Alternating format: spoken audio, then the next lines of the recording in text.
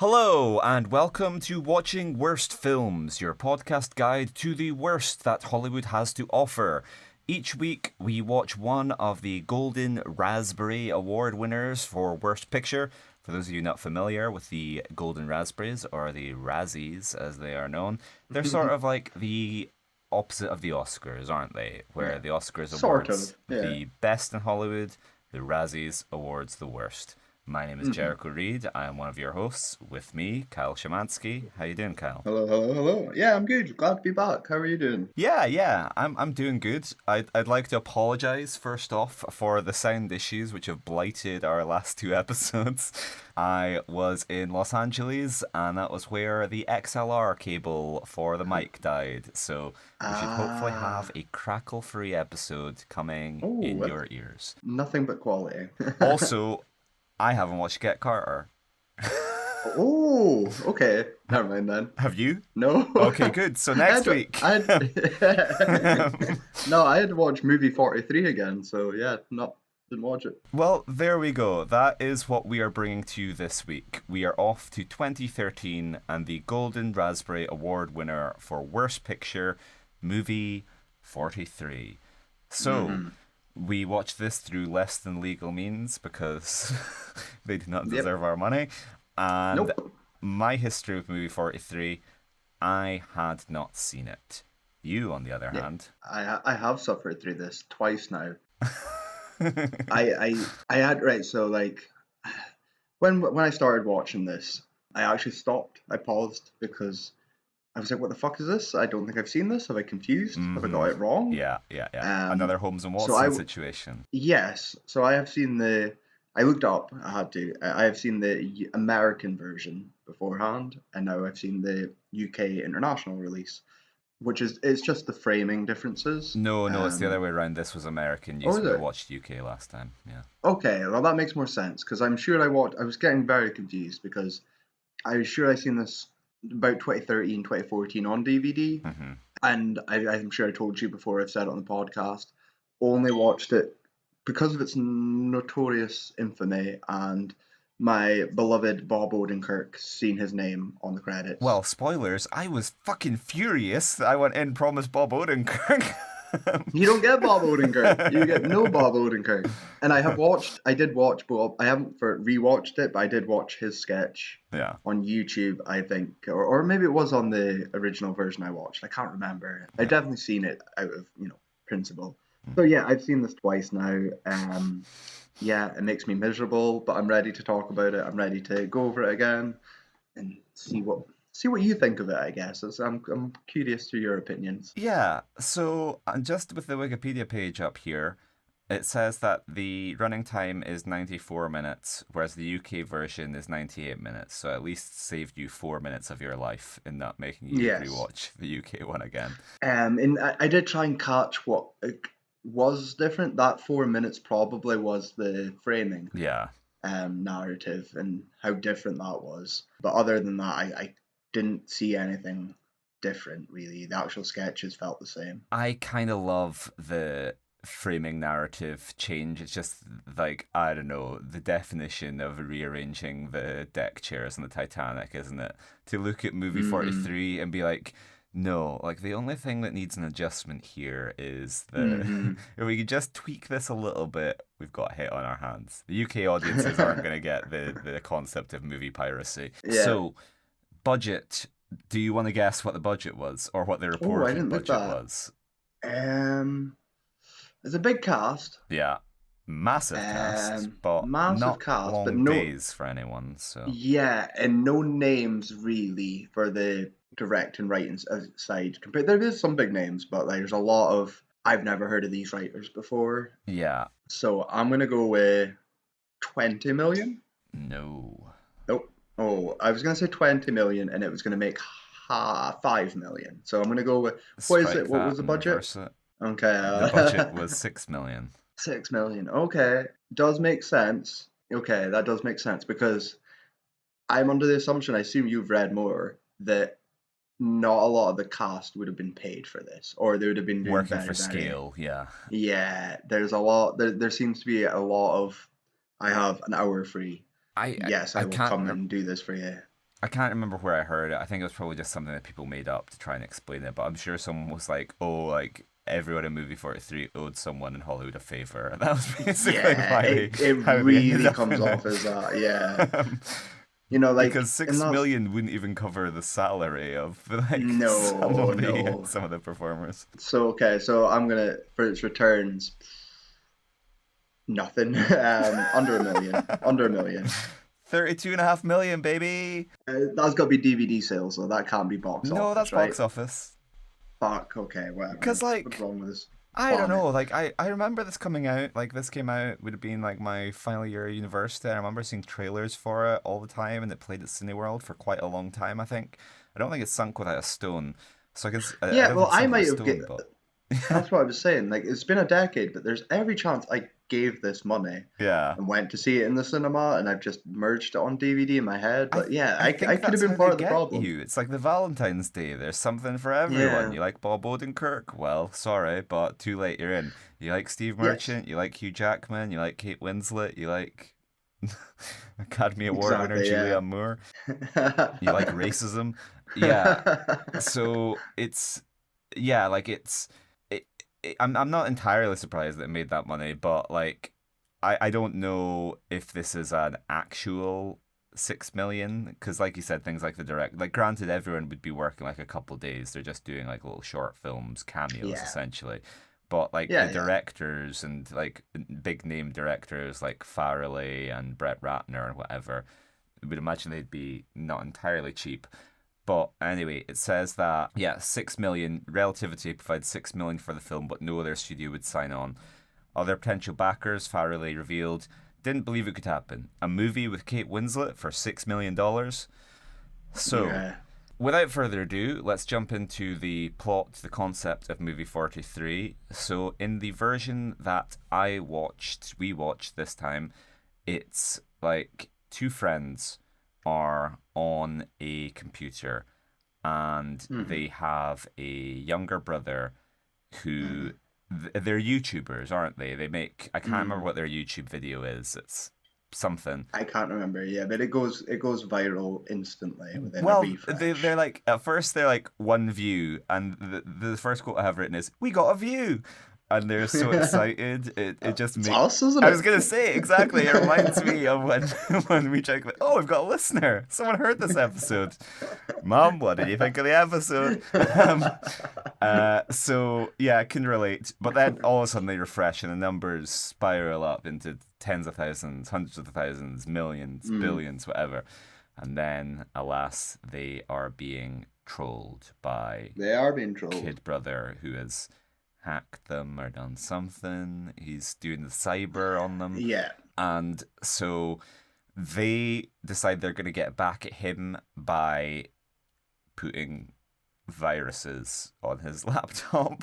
Yep. And so as part of that scheme, one of them is off trying to infect his computer with viruses, and the other one's distracting him, and they come up with this fabled movie 43, which is the most infamous movie in existence, kind of like a dark web thing where like it's gonna make you rip your dick off. Is that what they say? Yeah, something like that. I do remember that. Which just like kind of reminded me of like The Entertainment from Infinite Jest. I'm of course a huge David Foster Wallace stan, and The Entertainment in that is this film that basically makes you entertain yourself to death. So this is the first and perhaps only time that movie 43 has been compared to masterpiece of literature, Infinite Jest. But anyway, this movie's 2013, so I'm going to say it's a little problematic. Would you agree with that, Kyle, by modern day standards? Within a decade, yeah. This I will say this would have been really aged by 2013. Yeah. This feels like 2003. I don't know. You forget how much like Trump and Gamergate and things kind of just shifted overnight. Yeah, but okay, but I'm thinking we're past past the Hangover. Yeah. So I don't know. Hangover 3 probably came out this year, I think. Okay, but even that's not. It's on its dying. It's being euthanized. It's not even a fucking Hangover film. Yeah, it's a totally different film. I don't know. I think it does reek of early 2000s to me. especially what you're saying, even like the when Shallow Hal, that's 2003, isn't it? Yeah, something like that. Yeah, that's what it reminds me of, that exact year. I feel like it's a decade out of place, and time has not been kind to it. Yeah, because there's a lot of slurs. There's like spaz, I think, was what prompted that note, and like there's a bunch of stuff that you would not get away with in movie 43 of this year.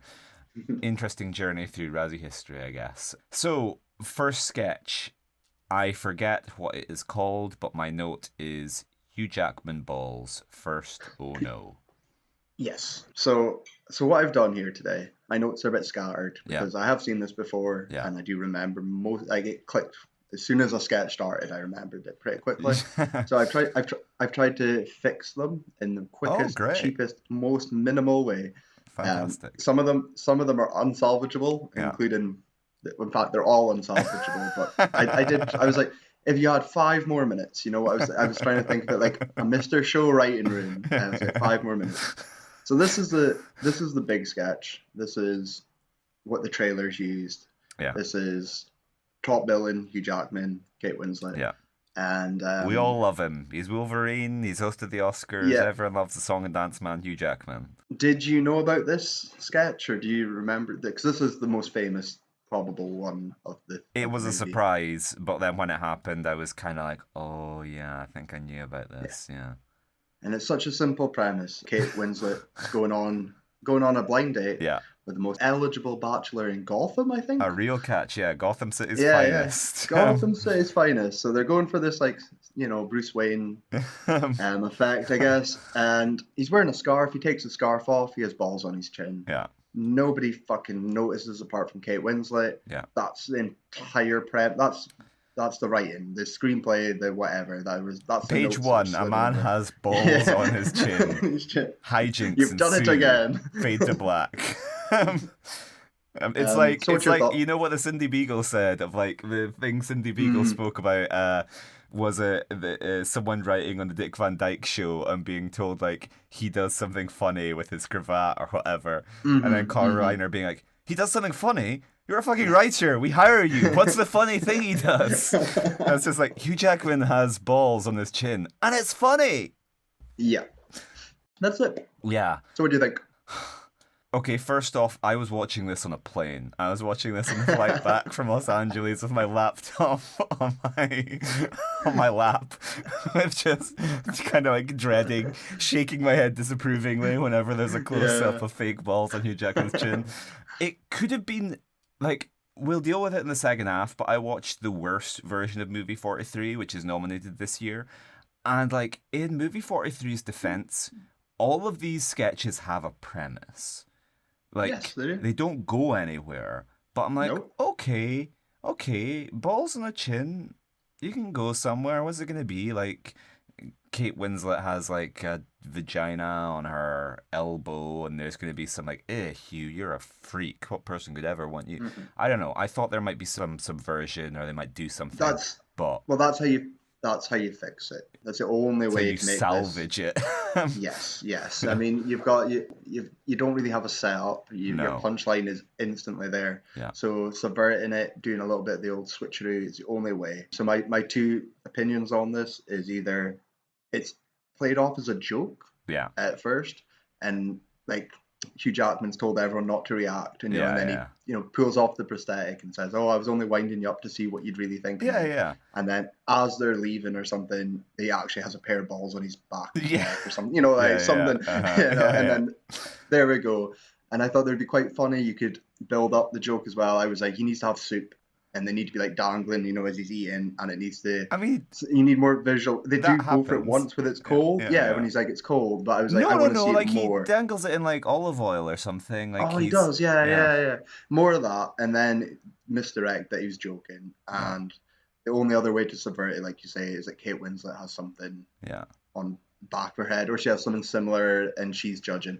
That is the only way to make half a smile out of this. Yeah. Because this is wafer thin. This is. See, and the thing is, we're going to get to Freddy, and we're going to see the stupidest, most infantile thing ever, and I'm going to laugh my head off. Yeah. This is not that. This is just, wouldn't it be funny if there's balls on the chin? Yeah. And It fucking infuriated me, and it's the highlight, isn't it? This is what everyone says is the best. But this is like your lead single starting the album, and it fucking stinks. So yeah, this is almost impossible to salvage. The other thing I was thinking of was like if they have sex where his actual balls, or like could you do something weird with like he has like a nose where his balls should be, and that's which is like no, sorry, too much, I'm out. I kind of agree with that. The only reason I'm going to veto it is that would require probably a few more hours on set. Yeah, true. Or a different location. We can't leave this fucking table. Kate Winslet is not getting in a car to drive to the apartment set. That is not happening. Not happening. So the sex scene is on the restaurant table, or it is not happening, baby. Mm-hmm. So there you go. My other note for this is baby head James Gunn. Because at one point, Hugh Jackman dangles his balls on the head of a baby. And of course, James Gunn was involved in the making of movie 43. Not this sketch, but since when have facts ever got in the way of a good story? When there was that like thing that got him fired from Disney about him being like an accused paedophile because he's made a number of risque jokes and had paedophile-themed parties. Not pizza parties, paedophile-themed parties. I was like... I don't recall people speaking about like movie 43, like the infamous sketch where Dan Harmon fucks a baby.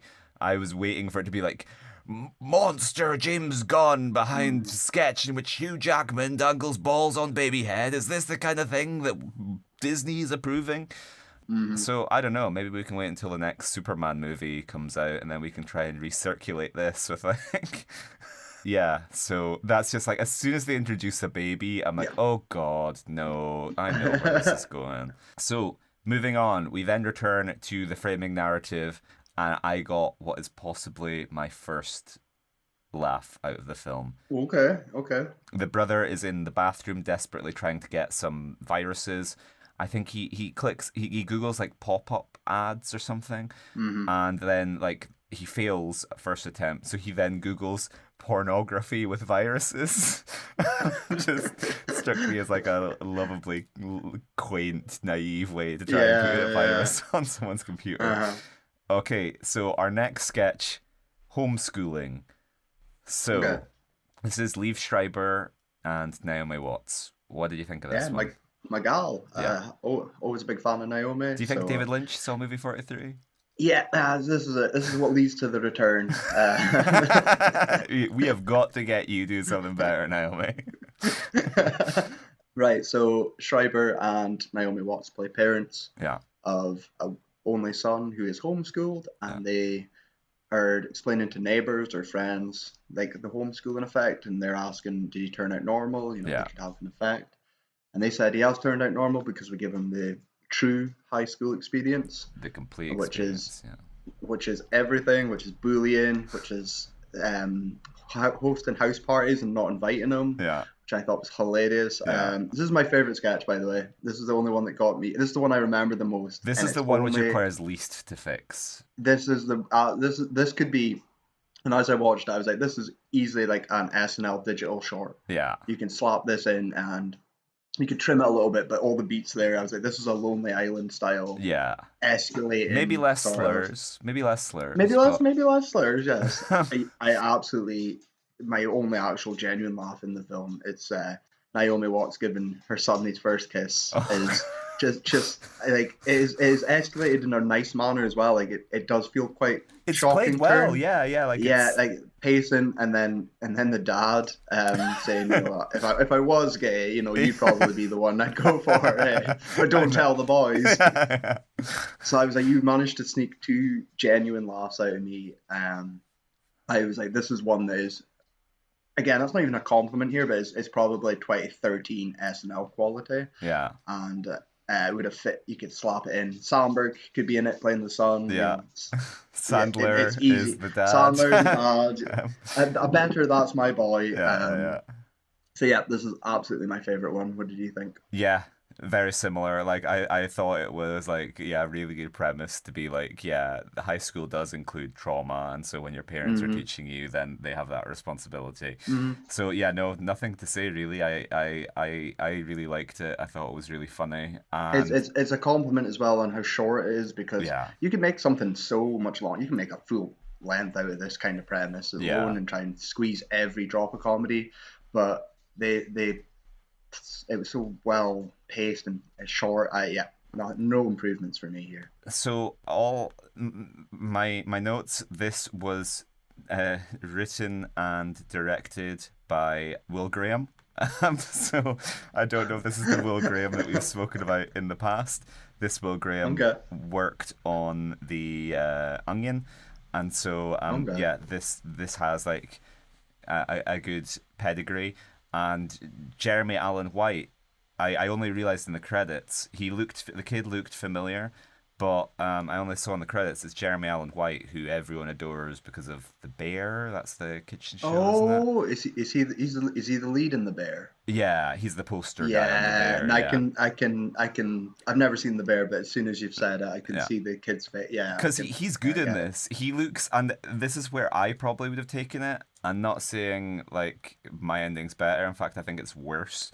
But where I would have gone with the darkness of this is like the parents are speaking to the other family about how he's turned out completely normal and well adjusted, and Jeremy Allen White comes in looking like absolute shit, just looking Hmm. looking terrifying, looking like a real incel type, and I was like, he's gonna do a school shooting. That's gonna be the end. Well, that was what I thought. I thought the school shoot. I thought it was gonna, and I thought that would have been really funny. Yeah, I mean, it would have been really crude, but it would have yeah, been fucking hilarious. Even if he just had like the trench coat or something and yeah, he yeah, was coming yeah. in, you know, You could do it or if tastefully, you subtly. could do But it yeah, I tastefully. was like, he is Or murdering his parents for subjecting him to this. That absolutely, is 100%. or he's texting his mom saying like, "Hey, sweetheart, like, don't come to school today" or something, you know, like you're one of the good ones. Yeah, yeah, Like that was the only thing that could have maybe taken it really, really funny. But I'm not complaining because it yeah. wasn't the greatest bang like punchline to go out on. But it was an Kind of, ending, which but it was an Ballchin ending, does and not have. it doesn't. It has a start, it has a premise, it has a Yeah, setup, it has a punchline, and it concludes. It is yeah, a three-step. That's why it's an SNL factory produced style. That yeah, yeah, yeah. formula works really well, Yeah. and yeah, good on it. Well done, Will Graham. This is my design.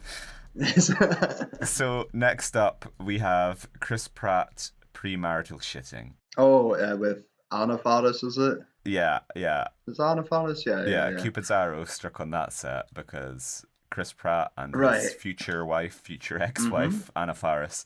So Chris Pratt is like, hey, it's like a picnic. And he's like, hey, I've been wanting to ask you something. And Anna Faris is like, yeah, no, me too. And he's like, yeah, you're like the most special thing in the world to me. And would you do me the honor of... And she's like, would you poop on me? And he's Yeah. kind of like, what? And this has another one of my laughs where like Chris Does have a Pratt laugh for is me. speaking to his friends about like Mm-hmm. it, and his friend, who is it? JB Smooth.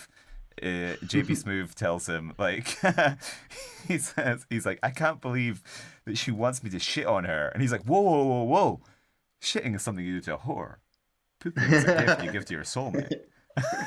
Yeah, no. So I smiled when I seen JB. He a cast member in SNL?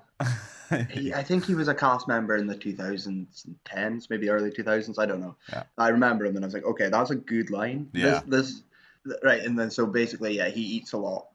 Chris Pratt has a big meal. yeah, He takes a lot of laxatives to prepare for his romantic evening, yeah, and he is rushing to climax basically. But she wants to pace. She wants yeah. to The get in the mood, romance, do a bit yeah, of romance. Yeah, yeah. This is a big thing for her. So she runs out screaming or sad that he's rushing and not taking it seriously. He goes out to chase after her, gets hit by a car, and shits everywhere. yeah, Which made me. I am so guilty, but the impact made me laugh.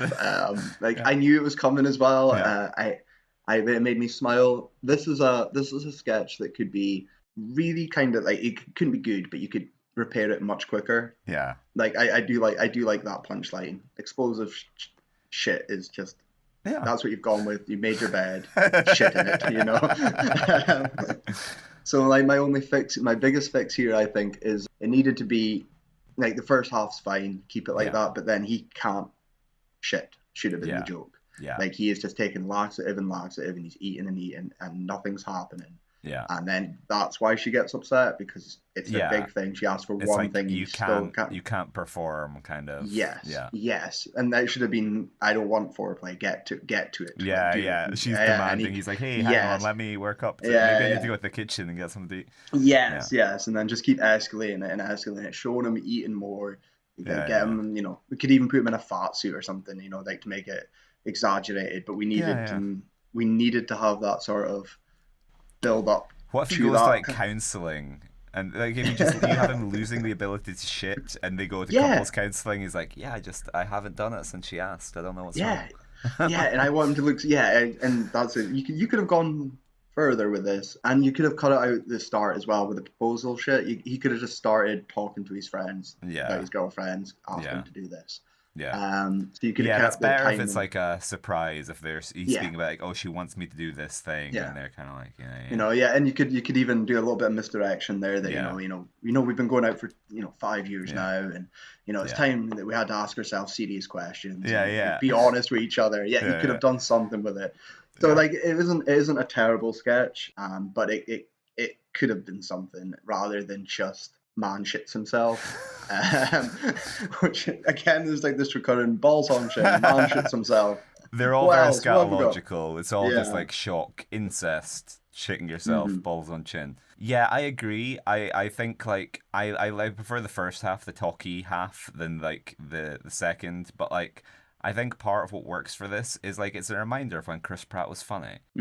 Well, when he was fat as well, it was pre-Guardians. And again, James Gunn obviously working on this. This is what leads to Guardians of the. This is what leads to across a crowded room. This all leads to DC Gunverse or whatever the fuck he's calling it. All this is because of movie. All roads lead to the destruction of our beloved Snyderverse. Zach, you need to come on and make movie 44. So next up we have Supermarket, Kieran Culkin, and Emma Stone. Oh, this is nothing. This is nothing, but it's also closest to something. Okay, I think it's also because it came right after the previous sketch. I would have just merged them. That Chris Pratt's working in a convenience store, Anna Faris comes in, they have their discussion. Listen, it's been 2 weeks. I asked you to do it. When are you going to do it? Like, oh no, I'm trying. I'm building up to it. And it's going over the intercom, and I want all the people and the customers to be like, go get her, Chris. You know, you can do it, thinking it's going to be a proposal. But then he's going out, gets hit by a car, shits himself. So like, I'm essentially just merged these two because there is something here. Keaton and Emma are like really good as well, even in their short little time together.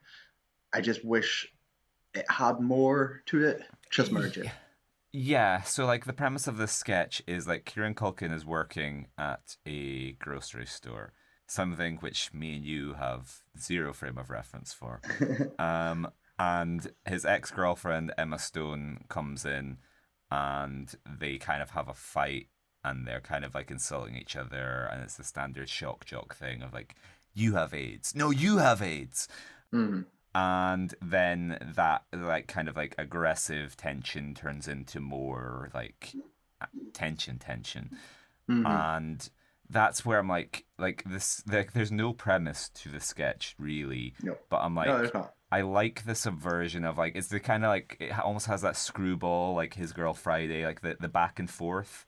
It's just two good actors saying things back and forth and flirting on camera. I'm like, there's something there that could be spun into something. Like Emma Stone and Kieran Culkin are good, they're bringing it, but there's nothing there. No.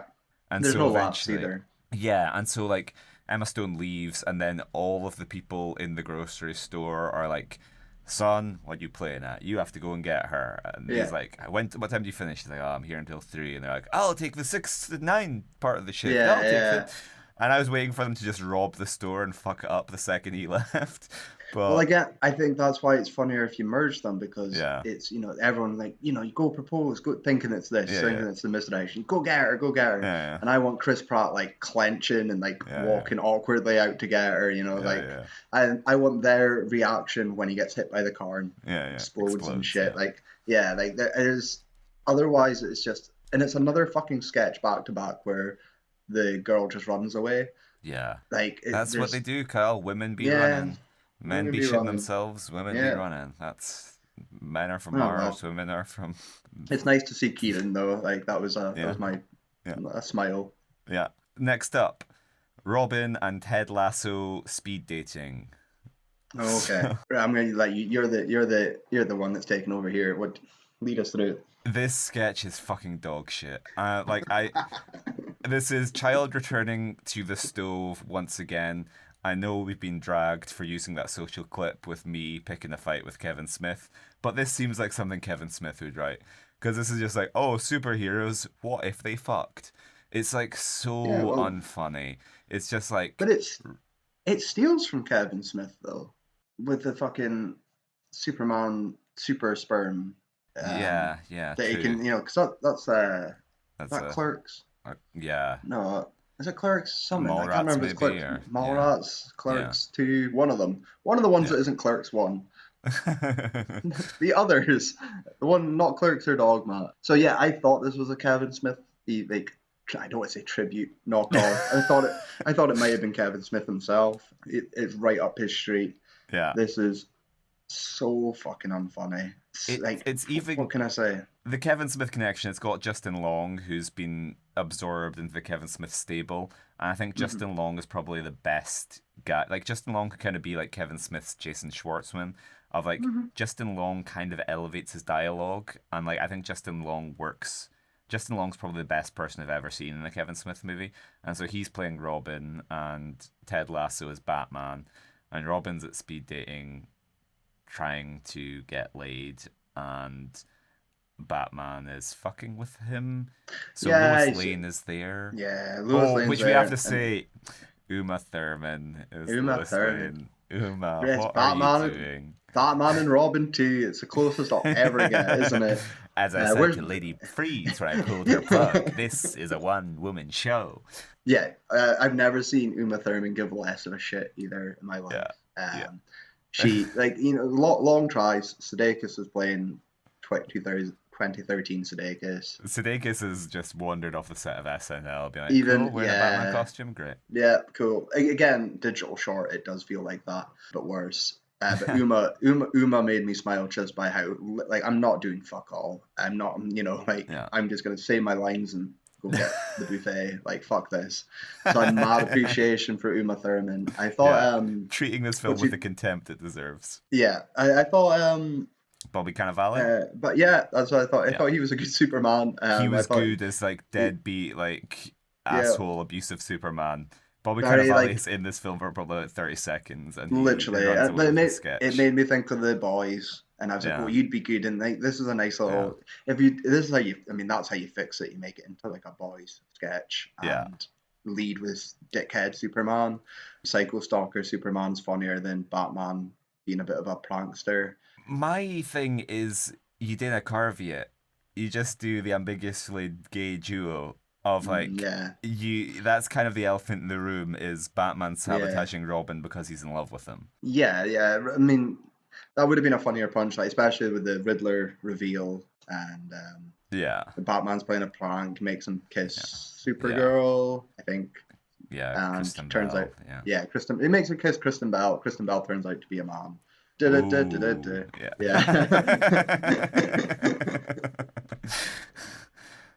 I hate it. This is my least favorite.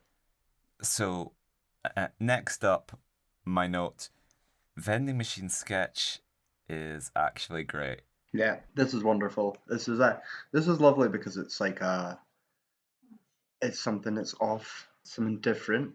This gave me massive. So I know I keep talking SNL. I'm comparing it all the time. This gave me season 1, Albert Brooks when Albert Brooks used to make videos, and they were not of this, but that style of humor, and they did it again in the early 80s. There was always pre-digital shorts, these great little videos pre-recorded, and this is exactly what it made me think of. Yeah, this is great. It has a premise, a setup, and a punchline, Yeah. and Super simple. yeah, No big celebrity cameos. no big cameos. It's just a nice little thing.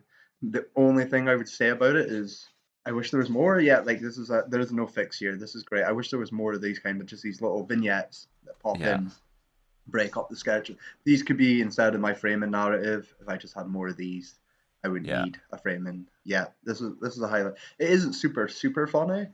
No. It made me smile. It didn't make me laugh. That's kind of my note. Is I have this movie made me doubt what is funny. Yeah. Because I was like, am I just laughing at this because comparatively there's nothing there? Yeah. I'm in a plane. Have I been taken hostage? And I'm just laughing because this is the closest I have to a friend in this movie. Would I laugh if this was in a funny movie? Probably not. Exactly. And you know, it's a funny premise in that you could do something with it. You could have gone, you know, if you workshop this for a day, and you would have, you get two writers, you know, someone to bounce off, someone to say no and to bounce off of. There's something here that could be legit funny. I thought the same. It is the first time I'm going to compliment the editing or the production, because it's so well done. It stands out. It's obviously done by someone out of house. This feels like, have you got anything like lying about on your hard drive that I can use in my film? Yeah, I've got this stupid little sketch I did and submitted and it got rejected. Here you go. Yeah. It's also placed really well in the film after the fucking superhero shit, because I am like, anything probably would have made me laugh after that. You know, like that was like the death slot. You know, anything after this is what you want if you're a band. You get the worst opening act, so you can everyone's cheering you coming on. Ladies and gentlemen, Mike loves the Beach Boys. So yeah, like it's a pass. There's two or three in this that pass. This is one of them. But again, it is a generous pass. So just to summarize this, because we haven't actually dealt with it, the concept of this sketch is just a little PSA type thing. Yep. And the premise is that machines are full of kids. So like ATMs, like vending machines, anything which dispenses anything, there are a number of children stuffed inside a little box, like Kenny Baker and R2D2, just like passing the thing out.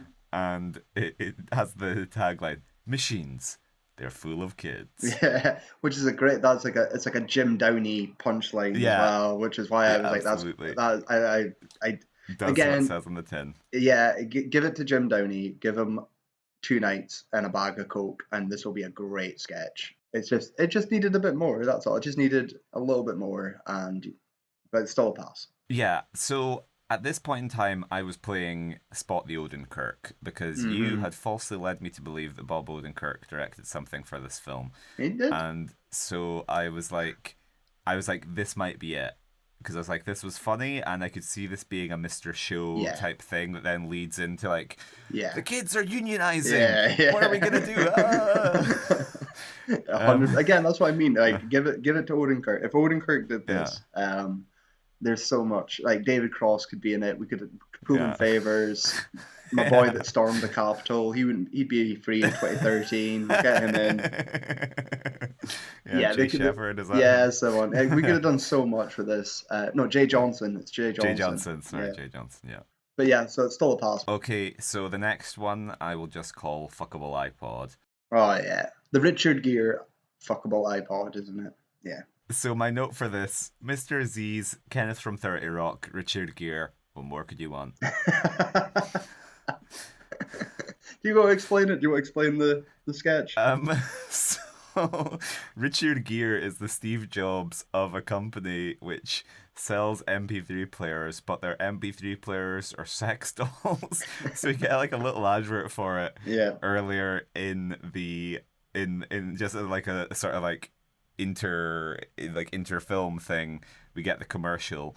And I was again horrified because I was watching this on a plane, and then there's a naked woman fill my screen, and I was like, I don't know what's happened.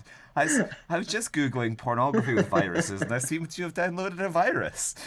So we then get like the boardroom scene where they're discussing the issue because they're like, listen, we are facing a class action lawsuit because a bunch of teenage boys have fucked the MP3 player and mangled their dicks. Mm-hmm. So that's the exact term they use, mangled. Mm-hmm. They refer to mangled penises constantly. And, like, it's just, I don't know. I kind of like this. Right. Because, like... Yeah. So, yeah, I mean, that's it. Right, so the actual premise is pretty shit. Like, yeah. But what made me come close to smile was the boardroom, like you're saying, with the mangling your dicks. Yeah. I got a smile out of the ignorance of Richard Gere and the boardroom. Yeah, Richard Gere's just so naive. That's what makes it for me. Is why would you wouldn't fuck an iPod, would you? Like, what if it was, like, why would you do this? Yeah, my quote here is, other MP3 players don't have a warning not to have sex with it. Which is a great line. That's a great line, and I like who's the girl in it again in the boardroom? It's Kate Bosworth. It's Bosworth, Lane from Superman Returns. She's great in this as well. Like, being she's the sort of voice of reason. Yeah. And so, like, if like all that side of it, Kenneth is funny as well. Yeah. 30 Rock. It feels like a 30 Rock as well. It does feel like she's Jenna and Richard Gere's Baldwin, and it's all like, Tracy Morgan's going to be advertising this sex iPod, and he wouldn't understand why. Like, it does feel the most 30 Rock, but it's so stupid. Like, the iPod stuff, it doesn't have it right. My biggest problem with it is it doesn't have a proper punchline, and it shows the advert at the end again with a warning. Yeah, that's a cop out. That's bullshit. I don't like that. So it does end on like a wet fart, which is really fucking annoying because this had potential. Again, if we just did more with it, if we spent a bit more time. Again, I know we got Richard Gere for 5 minutes, one take, let's go. But like, there was so much more we could have leaned into this and made. It could have been a 30 Rock episode. You could have done so much more. You could have built up the reveal of our new iPod or our new MP3. Like, that could have been a joke in itself. It's only got one design flaw, like we had to put the cooling system, you could have led up to the reveal, and it didn't. So, like, it's wafer thin, but the boardroom stuff and Richard Gere and everyone in it was just, their timing's impeccable. So you've got talented people that know what they're doing. It can take terrible material and elevate it a little bit. Exactly. The cast is great on this. We're just like the surrealism of like, and just the commitment with which all of them have, like the not being able to comprehend. Yeah, that's the best part. Like, they've just like, what do you mean to tell me that people would fuck this MP3 button? And she's like, well, teenage boys are known for wanting to have sex with naked women. And he's just like, what? Like, I know we're getting all these like Elon Musk tech billionaire, like Mark Rylance and Don't Look Up, but I honestly think like Richard Gere as Steve Jobs is like, I don't know, chef's kiss casting for that kind of. 100%. He's just so good as like a kind of hippie visionary genius guy. Yeah, I strong agree. Okay, so moving on. Next one, McLovin Moretz period. Oh fuck. Yeah, fuck. I hated this. I mean, you've summed up the sketch. Yeah. 2 kids on a date. She has her period, her first period. The stupid men freak out, think she's dying, don't know what to do. Dad's come home, argue, don't know what to do. She tells him off. The only thing that comes close to making it funny is the very end. It turns into a Tampax advert. Yeah. And it's actually, she falls in the ocean in a shark or something. I can't actually remember it. It was something that was like, okay, there's a punchline, but there's nothing else. So like, so the movie credits this as like a different thing. Like, that was written and directed by someone else, I think, because the date thing was Elizabeth Banks, and then someone else made the little commercial. Okay. Because I thought it was the same, and then when I saw that, I was like, hang on, were those like? Because like the shark thing, I'm like, okay, this is kind of surreal. Yeah, like, There's something. It's not good, but we see this. It's doing something. It's something. Even our beloved like Tim Robinson does stuff like Yeah. It's the old we'll bait you along for 5 minutes on something and then give you something funny. But unfortunately, it was really fucking painful to watch the first part of it. It was not good. No. It was really bad. I just, again, that's like 2 real stinkers in a row sometimes. Or wait, those are the ones coming up after. I can't remember. But yeah, like this is where I'm losing happiness rapidly at this fucking point. This might be my least favorite throughout the whole thing. Just because, you know what, it goes on too long as well. If I'm talking about like the brevity of some of these sketches, this one just fucking won't end. I really fucking hated Hugh Jackman. And this at least had the illusion of like Hugh Jackman. I knew from like 30 seconds in, this is not going anywhere other than he has balls on his chin. Yeah. Whereas at least the period convinced it strung me along where I did at one point feel like it might go somewhere. Okay. Because it's like a date, so Chloe Grace Moretz gets her period, and younger brother is like, she stands up. She realizes and stands up or whatever. No, she doesn't. She stands up, and there's like blood on the sofa, and the kid is like, oh my god, my brother spilt fruit punch on the sofa. Yeah. Oh my god, my brother spilt fruit punch in your ass. Oh my god, my brother spilt fruit punch on the wall. And then McLovin, who is the brother, comes in and like freaks out. It's like, oh my god, she's dying. And then Kronk is the dad. Kronk from Emperor's New Groove is the dad. Or Lemony Snicket, the American dad, however you may know him. No. I'm going to pull my autism card here. The American dad is Seth MacFarlane. This is Joe from Family Guy. Patrick Warburton. He's in a wheelchair, is he? Yeah, that's Joe. He was also in Rules of Engagement with David Spade, the sitcom in the mid-2000s, which is fucking dreadful. Yeah, that's it. Patrick Warburton. One of the all-time voices. Yes, a great voice. He comes in with his like he brings it. My note for this is his energy brings things down, because he just kind of projects kind of like, okay, listen, this is I've been here before, so what we're gonna do is so my thing for him, because he comes in and projects control, like, what are you kids yelling about? Well, and my thing was, I would have had him play it cool, and then I would have had there may be a boogeyman or boogeymen in the house beat of like, he's projecting cool, and he finds out and he goes the most ballistic of everyone. Yes, I mean, like for the fixes, like we were saying, it's like you make it into an actual fucking joke or a sketch. Yeah, you have to have them actually freaking out as well. Like, I need like 9 ambulances arriving and like SWAT teams, and there's been like exactly. I want shining elevators. I want the full fucking hog. And then at least I want him desperately like phoning up like every woman in his phone and being like, we have an emergency. Like, but like ordering like, what's your blood type? Can we do a blood transfusion? Like, we're losing her. We're losing her. And it's so low energy as well. Like he just brings it down. He kills it stone dead, because McLovin and the other one are running around, and if it's not funny, it's at least manic and it's got some zip to it. Whereas Kronk is like, come on everyone, let's smoke a joint and talk about our feelings.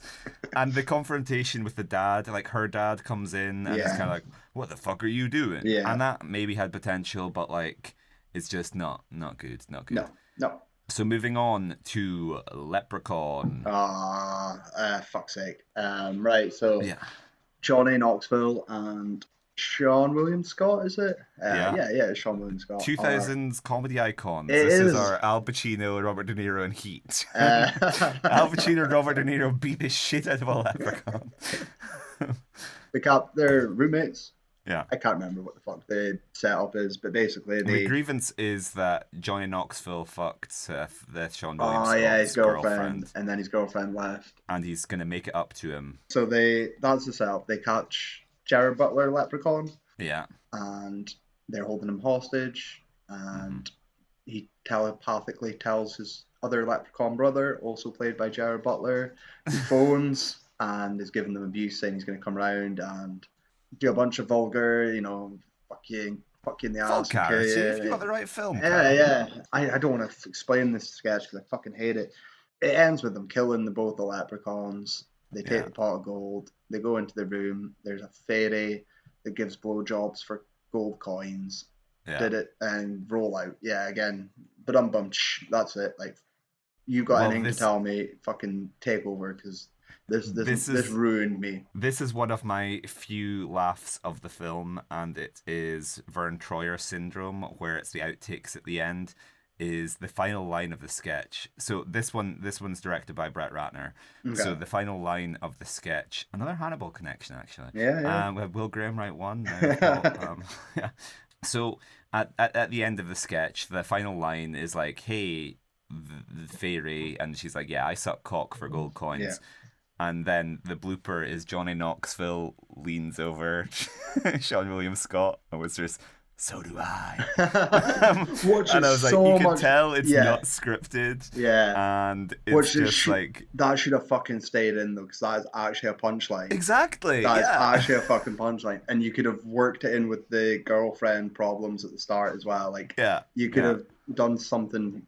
So, I mean, it wouldn't save the sketch, but it would have at least... No, it's a nice, genuine homoerotic beat with the Jackass guys. And it's like Johnny Knoxville being alive and being like himself and bringing something to the role. So, otherwise the sketch is fucking dreadful. Yep. Nothing to say either, apart from the fact that... because I watched the credits, because I was just looking for Bob Odenkirk's name. Yep. So, the stunt coordinator for Leprechaun, little man by the name of David Leitch. Oh, I didn't know that. So stunt. What fucking stunt? I don't know. They beat the shit out of the leprechaun, don't they? So yeah, okay. So David Leitch, of course, being the co-director of John Wick, and he's gone on to do like all sorts. He kind of left John Wick, didn't he? Yeah, with, like, after the first one, but he's done like Atomic Blonde and like Bullet Train and he's Bob Odenkirk. Nobody. Right? Yeah, absolutely was. Bob Odenkirk, John Wick, which is great. I love Nobody. Yeah, he's sort of revitalized action films in general in North America in the modern last 5 years. So fair play. Again, so great action when they're beating the leprechaun. Okay, my next note: Steve Merchant. Hallelujah, an oasis in the desert, a 7-foot-tall big glass of water. So you can summarize this one. You summarize this one. So Steve Merchant is on a date with Halle Berry, and they play Truth or Dare, and they get some truths out of the way, and then they progress into an ever-escalating series of dares. Yes. So it starts off with Halle Berry daring Steve Merchant to cup some guy's ass at the bar, and he does it, and the guy like realizes what he's doing, starts a fight, whatever, and then Steve Merchant dares Halle Berry to blow out a blind child's birthday candles, and then they it goes wild, kind of culminating in grotesque plastic surgery, where Steve Merchant becomes Mickey Rooney from Breakfast at Tiffany's. For listeners, Kyle is gesturing to his background. And funnily enough, my background is Steve Merchant cuffing the guy's ass. It's a highlight. For sure. I can't say this is funny, because it's not. No. It reminded me of, what's the film? Is it Games Night? Yeah, I was like, oh, this must be a film. This must be a full-length film, like escalating further and further. We get ourselves into, I dare Eyes you. Wide Shut, Truth or Dare. Yeah, I dare you. Yes, I dare you to rob a bank. And it gets making her film. I was like, okay, I'm sure I've seen this before. I've seen very similar concepts.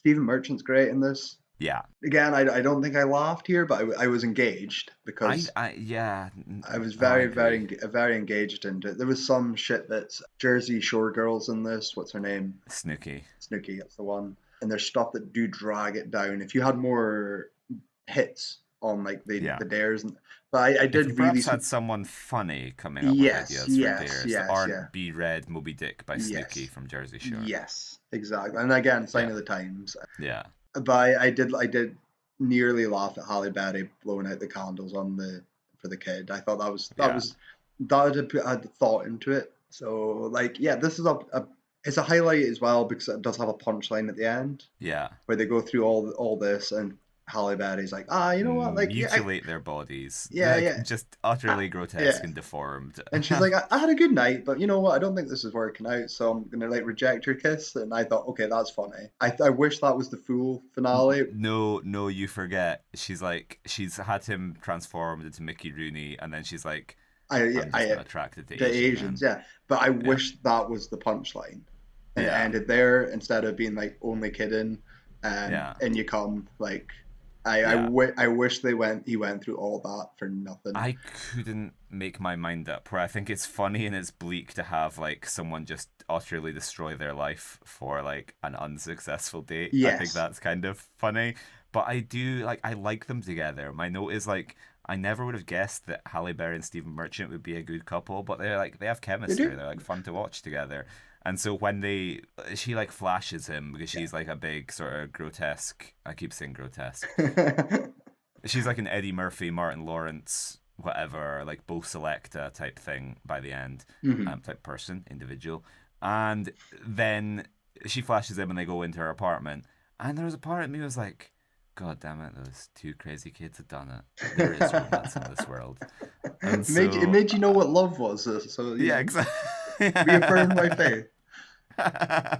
Again, that's what you said with the Keaton Culkin Emma Stone one. Though, if you've got talented people together, it's just fun to see them together.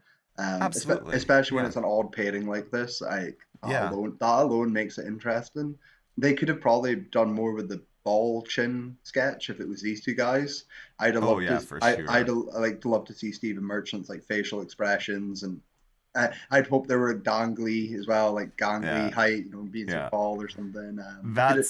The joke's right here quicker and easier if it's Stephen Merchant. I agree with you that I don't think I actually laughed, but the closest was probably just like Stephen Merchant facial expressions, like when he cups the guy's ass and he's doing his big googly eyes, like, ooh, get a load of what I'm happy with this. Is this what you were talking about? And another note, so just as Johnny Knoxville, so do I. I think they speak about what are you going to do when you go home? And Steve Merchant's like, oh, probably going to go home and watch some Benny Hill DVDs. And I was like, that's 100% a Merchant contribution. Yes, like, no American is going to have Steve Merchant watching Benny Hill DVDs. No, not in a million years. Yeah. Okay, so that brings us up to the kind of the last sketch before the credits. Okay. So my note for this is Negro, oh no. Because we just had the Mickey Rooney racism thing, but otherwise it hadn't been as racist as another like vignette movie, anthology movie I watched this year. And so one sketch is like, this is a documentary about a basketball team of Negroes. And I was like, oh dear God, no. But I actually kind of like this. This is fine. Yeah. I don't think it's funny. It made me laugh. Okay. It made me laugh a bunch of times, I think. Okay, well take us through it then. It's like it's a documentary about like a 50s basketball team, and they're black, and Terrence Howard is the coach, and he's doing like the Al Pacino like team talk to them, and they're like kind of like a bit down their luck, a bit insecure, and his team talk is just, you are black, you are playing a team are white, you've got this. Yeah. And so like it's not great, but just the funny thing is like that back and forth. Like, again, it's not hard to be funny. There are some basic rules you can do that are just classic time-honored bits that will get a laugh. And that kind of like back and forth of like, oh, we can't do it, coach. And like the one that made me, when he's kind of winning them round, and one of them's like, so you're saying the key word is teamwork? He's like, no, the key word is you're black, they're white. And they're like, yeah. So with God's help, it's like, no, God already did everything. He made you black. They're white. You've got this. Yeah, I like that bit. I like it when the white team come into the locker room as well, and they're the most like dialed down. They're not going to actually drop N-bombs here. They're like preppy frat boys, and the team still don't get reaction to it, and the coach is getting exasperated about it, being like, but look at them, exactly. And I did get half a laugh when the white team score in the actual game, and they're getting absolutely fucking trounced, and they act like they just won the World Cup. Exactly, they get like a free throw or whatever. Yes, team. So again, there's a lot of potential here. Like you again, it's just like do something with it, do something a little bit more, like build up a bit more, build up like structure. I think structure is the biggest problem with a lot of these sketches. There's fleeting moments of funny, but they have like solid-ish premises, or if not solid, clear. Most of them, with the Kieran Culkin one being the exception, they all kind of have a clear starting point, but they don't exactly go anywhere. None of them go really anywhere, and they all just fizzle out, and that's the biggest problem. And I felt the same here. I got excited because I thought there was a bit more thought in this one, rather than just, we're in a restaurant and we're running home, and okay, you've actually thought about this. But again, it could have gone so much further. But again, this isn't. I wouldn't pass this one because it didn't make me laugh. But I'm not going to put it in the ball chin pile. Yeah. It's in the middle ground. In the middle ground. Another moment I liked, so reference which you may only Kyle will appreciate. Inter Milan legend Paul Ince, when he was manager of Blackburn Rovers football team, camera zoomed in over his shoulder on like his notepad, and they were playing like an important match, and they showed what Paul Ince had written on his notepad, and it was a single word: shoot. Yes. And this has like there's the kind of montage of like the team like trouncing the white team, the team of crackers, and the Cracker Jacks, and so you get this silent montage of them like just completely obliterating them, and then like silent like Terrence Howard giving like team talks or whatever. And you see him like enthusiastically pointing at like a board that just says "You are black." I wanted them to do it like it's one of my favorite Father Ted jokes with we put the brick on the accelerator, and he's writing all these plans, and you see him thinking and changing things, and then it's just one sentence. I wish he did that. I wish he was like going over the plans and showing them, you go here, and then it turns it's just because you're black. So like again, if you just had someone a bit more experienced in like again the formatting of jokes and how we can do something with this, this could have been the best out of the bunch, but unfortunately it just comes up a bit short and then ends, and that's the film. Done. Nothing else to talk about at all. Nothing. Done. So we've kind of forgotten the framing narrative, but like they end up the guy who's trying to download porn, he ends up jerking off over his mum at one point, and that triggers the apocalypse. Yeah. And then there's like a computer where it's like, do you want things to go back to the way they were? Yes. Are you sure? Yes. Are you really sure? Yes. Are you really, really, really sure? Yes. Lol. Ha ha ha. No. Do you want to watch another movie? One more sketch. And so that's when we then get the basketball team, but then we cut to like credits, and I was like happy because I was like, great, I'm on the plane, and there hasn't been anything too gratuitous. My main fear with the last one was people looking over my shoulder and just seeing me write the word Negro into a notes document. But I was happy that there wasn't any gratuitous nudity in that final sketch. So I was like, you know what? I've got out of this. Yeah. All right. Unscathed, yeah. But wait, what's this?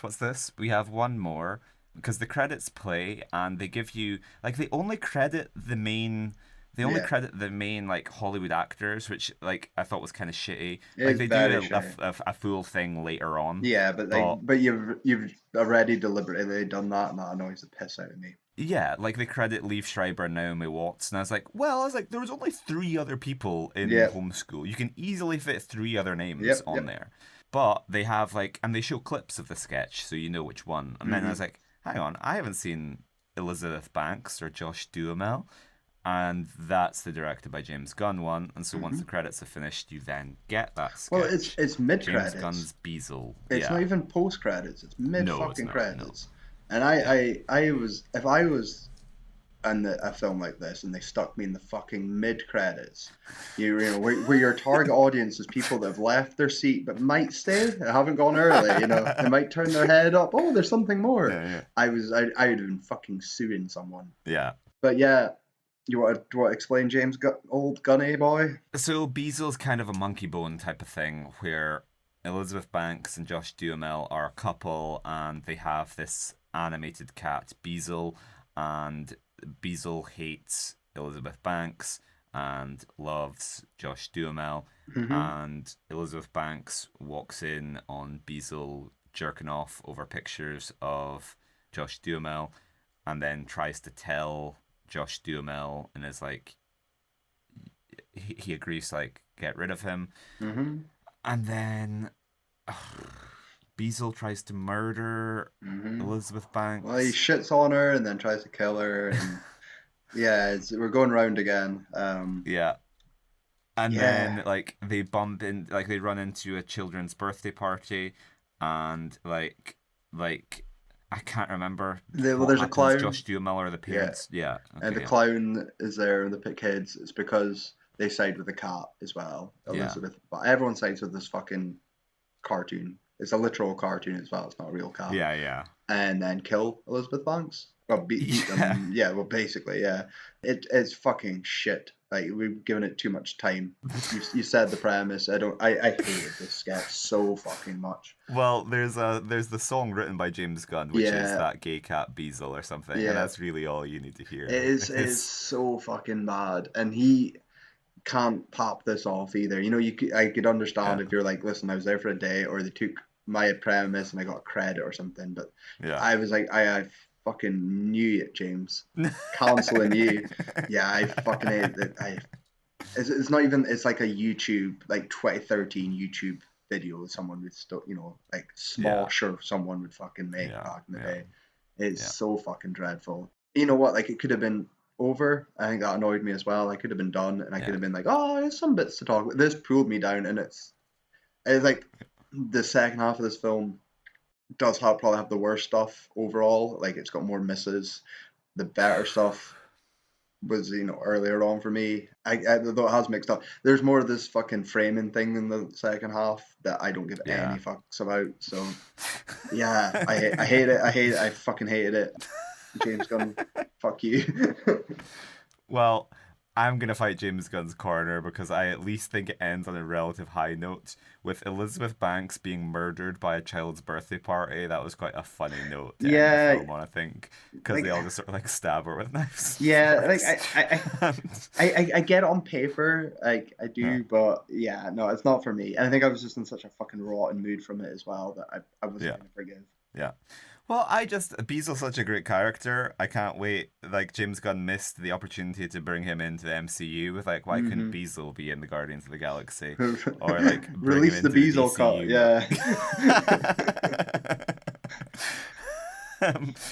So, that concludes the film. We've kind of discussed how we would fix it on a scene-by-scene basis. So there you go, listeners. Great value for money this week. Yeah. There you go, Hollywood. You're welcome.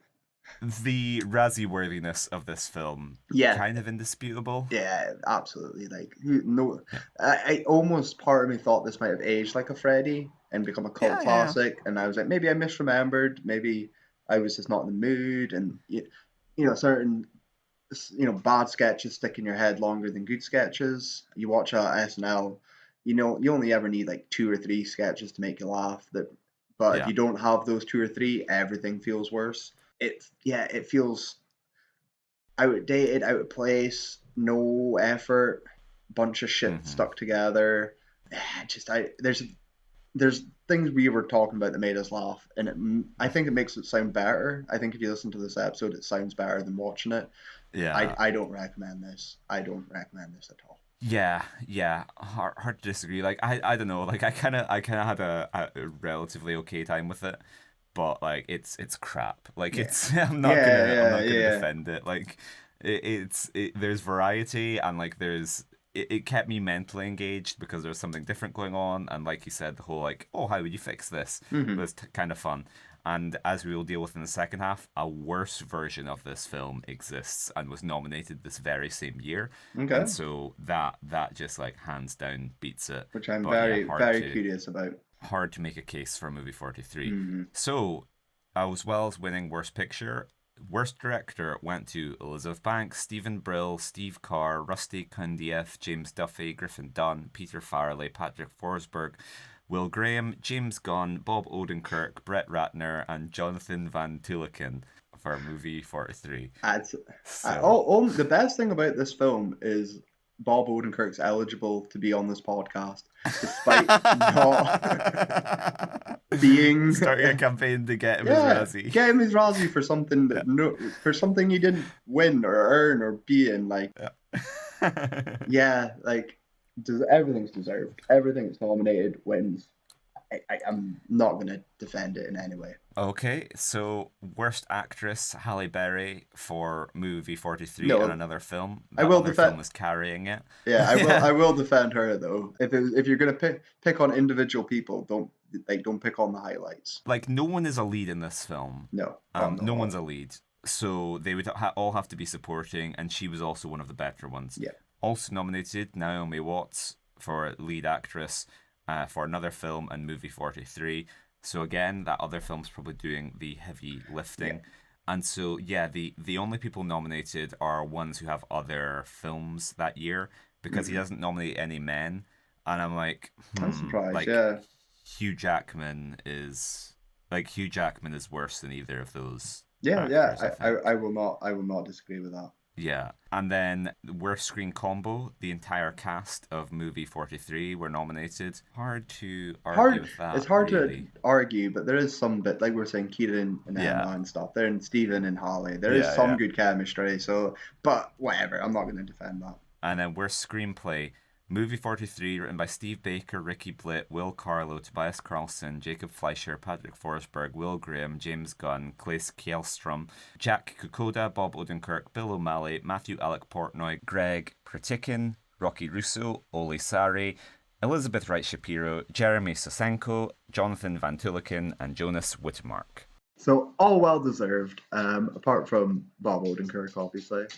But to have these many ideas, so many writers, but nothing to come from it is like really big crime. It's original sin, so yeah, they deserve it all here. And what a fantastic segue into our deprived or stolen Bob Odenkirk film.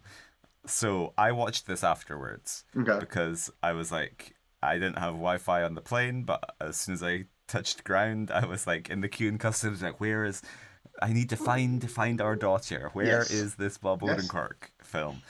So, do you want to speak about it? No. Well, you can. I'll speak about the other one, but let me know what you think of this, because I'm curious about this. Find Our Daughter is Julianne Moore and Monk are looking for their missing daughter. So they've hired a PI to track down their missing daughter, and the only footage they have is a Girls Gone Wild video of her flashing. That's why they're just showing that. Yeah, because that's why they're looking for her as well, I think. Yeah. So they're just showing that on rotation, being like, there she is, not that one, we haven't seen her. So just, I don't know, there could have been a funnier version of that sketch. It goes somewhere where you find out that she was flashing in her yearbook, and she was flashing in all their family photographs. Like, could have been something in that, like, I don't know. It isn't good. It's like subversion of a trope, but not really well. It doesn't, or anything. I think the best way to describe it is what you said earlier. It feels like a setup for a sketch, like this is just a little segue, and then once he finds the girl, or once it's, then we go into a new sketch. Now we go into our Mr. Show. Now she's the flashing champion of the world or something, or we'll do something different with it. But yeah, it doesn't go anywhere. Odenkirk's fine in it, is the PI, but there isn't much to it. It feels, I understand why it was cut. Yeah. It isn't as bad as some of the other ones. I would still defend it there. But this is what I was meaning when it feels like I have a rejected thing I was going to pitch to David Cross, but fuck it, you can have it. I don't mind. If it's a miss, it's a big miss.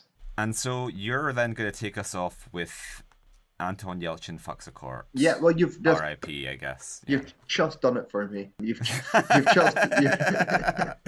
Anton Yelchin working as a mortician or some sort, and he has sex with corpse, necrophiliac. He brings the girl back to life and gets paraded and asked in all these questions on how he's a miracle savior and what was his tricks, what did you do, and all this, which is good fun. And I think is it the police or the hospital? No, it's the police, not the hospital. They're asking him, how do you do it? We want to know and things. And he's like, oh, he's not telling them. So it was CPR, weren't they? Yeah, the rhythm. CPR, it's keeping it into that. And it's like, oh, but don't worry, we'll just check the video of the CCTV. It's the guy he was covering for, like the senior mortician comes back. He's like, don't worry, we're going to show everyone the CCTV so they all know what hero you were. And that's pretty much it. I think there's a little punchline at the end, but I can't remember it. It's okay. Yeah. It's probably better than Odenkirk's, but and Anton's finding it as well. Rest in peace, Chekhov. Yeah. But it's again, it's probably the biggest problem with the film in general. It's an idea that could have been something, and you don't know where to go with it. You don't know what to do with it. It's edgelord shit that mistakes controversy for humor, but despite all that, I thought Anton Yelchin was one of the best performances in the film. Yeah, because he does it with such sort of like wide-eyed, like I don't know. It's hard to make a corpse fucker likable, but he like does it with charm and grace. And so yeah, just another reminder of what a fantastic talent we lost. Absolutely. So this half of the podcast dedicated to the late Anton Yelchin. Join us in the second half when we'll be covering. I don't think he would like that, actually. Let's take that back. Not a suiting way to honor him. Let's just leave him with the Star Trek Beyond being his legacy. Yeah, so we'll join us in the second half when we'll be covering all of the other winners and nominees from 2013. Welcome back to the second half of Watching Worst Films, where we'll be covering all of the other award winners for the year of 2013, and it's a juicy year. So, Worst Picture, movie 43, of course. Also nominated, A Medea Christmas. Have you seen A Medea Christmas? Have I fuck? It's the same every time we're in the 2010s. I have not seen this Medea film. I've not seen that Medea film. I've celebrated Christmas and I've seen A Medea film. I can probably work out what it is. Yeah, so... no comment. We're gonna have to do one special where we just watch all the Medea films. Yeah. Don't. You've said it now. Yeah. This is our movie 43. Is we rip our dicks off after watching a Medea Christmas. After watching 43 Medea films, yes, I think I will fucking die. Then we have The Lone Ranger. Have you seen The Lone Ranger? I have. The Lone Ranger's fine. You've seen it, haven't you? I have. Yeah. It's been a while now. We're going about a decade since I've seen it.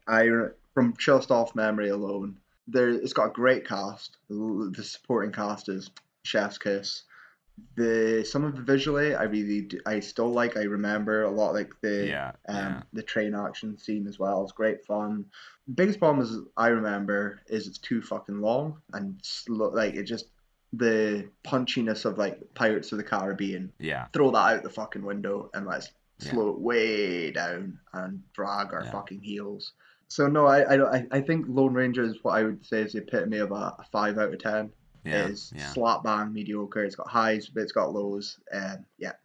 Not Razzie though. Yeah. Beyond the performance of one Jonathan Depp, and I actually don't think Armie Hammer's great. I think if Armie Hammer had been replaced with someone more charismatic, like Johnny Depp's too kooky and weird, and just doing his latter day Johnny Depp performance, like trying to recapture the Jack Sparrow eccentricity, but just being fucking weird. And Armie Hammer's the opposite, where he's just too bland and boring. You need someone like, I don't know, James Marsden or some like clean cut but kind of characterful person.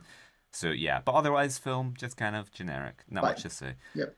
But then we have one of the other films that we have actually seen together in cinemas, Grown Ups 2. For some reason, I thought you were going to say Pain and Gain, but I think we've covered that already. Yeah, Grown Ups 2. We speak about this all the time. Yeah. One of our bonding moments, I'd say. I hate Grown Ups 2. Yeah. I fucking despise it. I don't like Grown Ups 1. Yeah. 2 is so much fucking worse.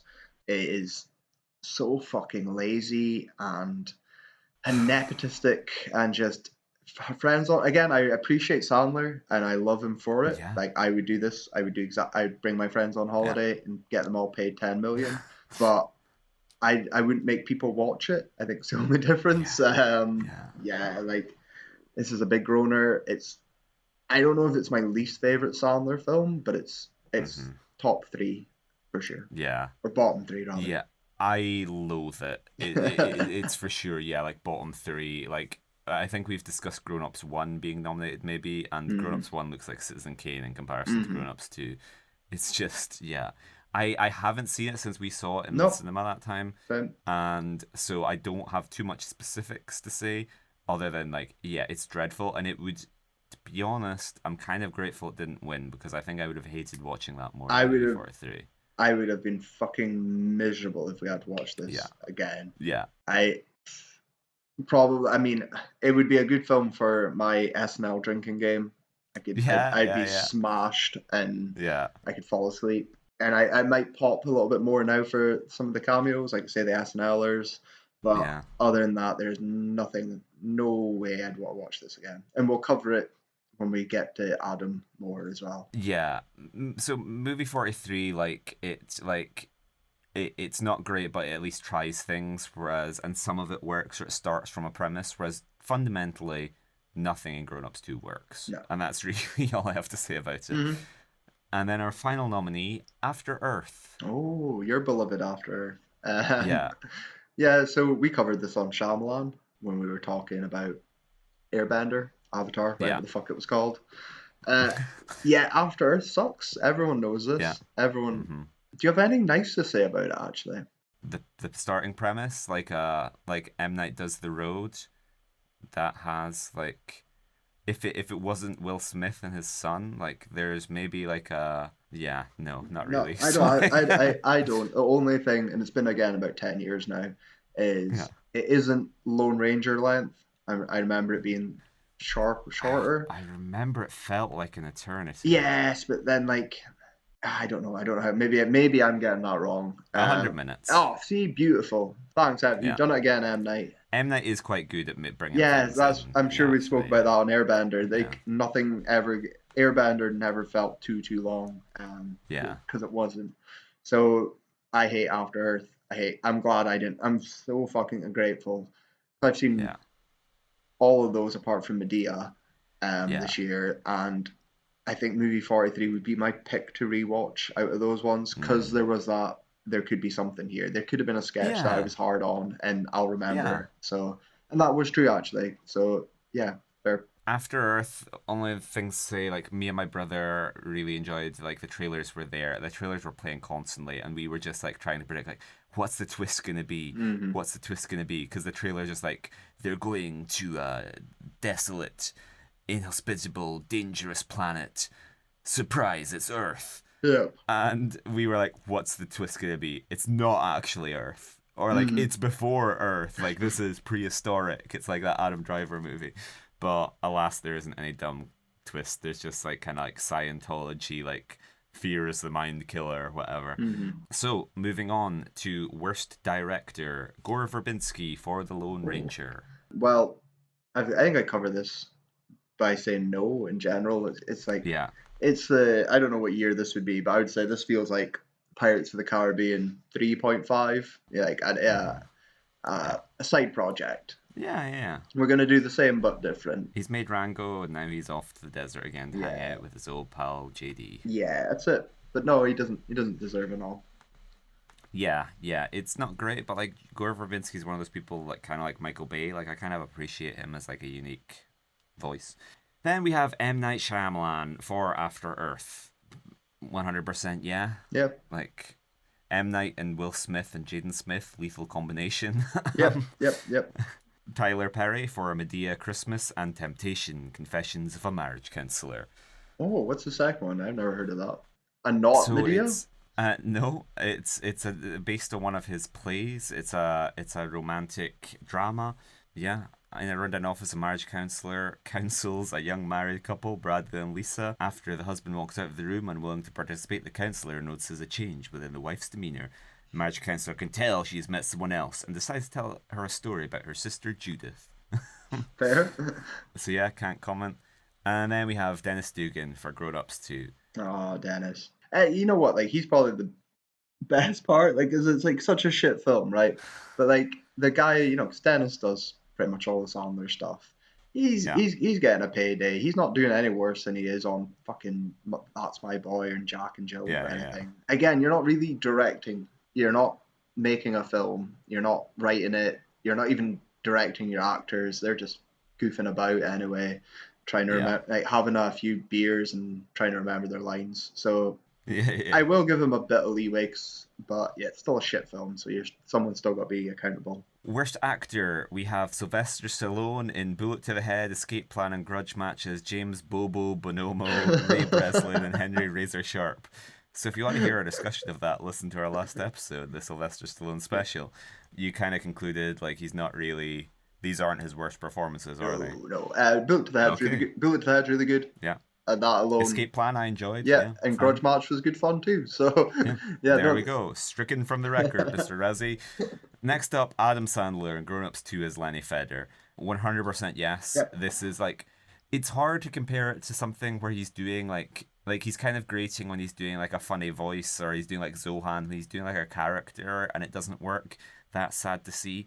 But he has never used less of his ass in a movie than as Lenny Fedor in Grown Ups 2. It's my my Sandler bar would be if he's wearing his sweatpants and jumpers and like football shirts. If he's dressed like if he's dressed like Adam Sandler, then that's a fucking bomb. Because Adam Sandler, when he plays himself, doesn't work as a charismatic lead kind of thing. Like he has to be a character and he has to be goofy. Yeah. So yeah, like, he really deserves this. Yeah. It would be a worthy winner, to be honest. Yeah, 100%. Ashton Kutcher in Jobs as Steve Jobs. Have you seen that? I have not seen that. I assume you have, though. I watched a little bit of it on the plane. Once I'd seen Stephen Merchant getting a cock tattooed on his cheek, I was like, let's just clean it up with some of old Kutcher. Yeah. Also, just because I wanted to compare and talk about this vis-a-vis the Michael Fassbender Steve Jobs, which is a film like I absolutely adore. And Michael Fassbender's nothing like Steve Jobs, but he captures something in the performance. Kutcher kind of looks more like Steve Jobs. Yeah, he does. They put prosthetics and like hair and makeup on him, but like you never really, in the parts of the film I saw, you never really forget that you're just watching Ashton Kutcher. It's like SNL sketch syndrome. Yeah. He's kind of better at barefoot hippie Steve Jobs in the early days, but he doesn't change anything about himself really. Yeah. So, and I want to see that transformation, the chameleon. Yeah. Yeah. Yeah. And then we have Johnny Depp in The Lone Ranger as Tonto. So yeah, he's bad. It's kooky. It's like a latter-day Mad Hatter Johnny Depp performance. I don't have anything nice to say about it, really, other than, like you just said. I do like the design. I know that's not him. Yeah, it looks cool. He does look super fucking cool. Yeah. And if you played it less if you turned it down a little bit, it could have been really fun. Yeah. But yeah, indeed, if it was a First Nations individual. No, yeah, of course. But they're keeping in line with the original show, so yeah, I'm happy with that. It's a long, noble history. And then the winner, Jaden Smith in After Earth as Katai Rage. Kind of weird. Like, he sucks. I think he's awful. I would switch him with Sandler, I think. I'm Yeah, sure. I'm gonna stick with it. But I guess just because Sandler's surrounded by more people, whereas Jaden has to carry a lot more. That's why, and he fucking can't. So yeah, I'm giving it to Jaden. Is he over 18 at this point in time? Okay, so moving on to Worst Actress, Naomi Watts in Diana and movie 43 as Princess Diana and Samantha Miller. Have you seen Diana? I have not. I've seen the musical, but not the original. Yeah. No, how is it? By all accounts, it is awful. I've not seen it. Fair, but I'm a big fan of Naomi. No Kristen Stewart. Yeah, I'm keeping Naomi. She's no whoever was in the musical. Yeah. Her name, yeah. But yeah, and she's also good in movie 43. Yep. So yeah, then we have my beloved Lindsay Lohan in The Canyons as Tara. I've never heard of The Canyons. This is 2013 Lindsay, though. So The Canyons is Paul Schrader directing a Bret Easton Ellis script starring porn star James Dean. Holy fuck. And Lindsay Lohan. Yeah. Okay. I'm intrigued. So, first off, I watched this for this. James Dean dodged a fucking bullet. Porn star James Dean, we should perhaps call him rapist James Dean. James Dean is fucking awful. He is everything you would believe of like a porn star in like a leading role. All the worst things you believe, rather. All the like shit they get for like pornography acting. James Dean displays that here. So he would have been a worthy nominee. Strike Stallone, sub in a real porn star. And so yeah, James Dean is fucking dreadful, and the film's not good. Would be like a worthy worst picture nominee. Fair. Lindsay Lohan, kind of liked her. Yeah. She has like a big monologue about how she's like a struggling actor, and maybe that relates to me, but how she's like, I can't fucking do it anymore, and that's why I've fallen in with creepo James Dean. But I thought she was good. Yeah, fair. I mean, she's going through some shit, but her performance is like, in The Canyons, she's like probably the best performer.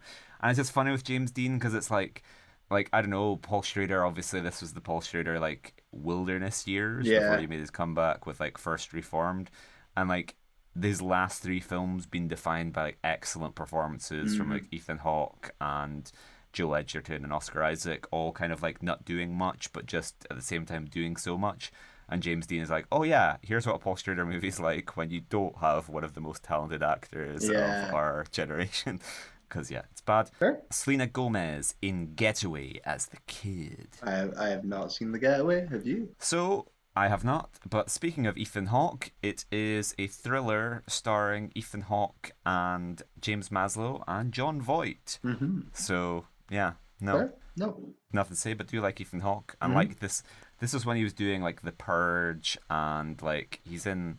Is he in like an Insidious or like he's in Sinister or something? Sinister, yeah. This was like a genre Ethan Hawke time period, so here for him as a getaway driver. Here for Ethan Hawke in Drive. Then we have Halle Berry in The Call and Movie 43 as Jordan Turner and Emily. Have you seen The Call? I have not seen The Call. I've not heard of The Call. So that's one where she plays like a 911 operator. Okay. It's kind of like that Jake Gyllenhaal and like the Danish movie. Oh, where I think it's just like a single person kind of. Oh, okay, interesting. I heard she was supposed to be good in that. Yeah, that does sound good. I might be getting confused. So anyway, probably not worthy. Worst actress, Tyler Perry in A Medea Christmas as Medea. Again. The most half-assed, never mind Adam Sandler, the most half-assed of like, I don't know who to give it to, Tyler Perry. Yeah, every year in the 2010s, it's like, it's such a fucking cop-out.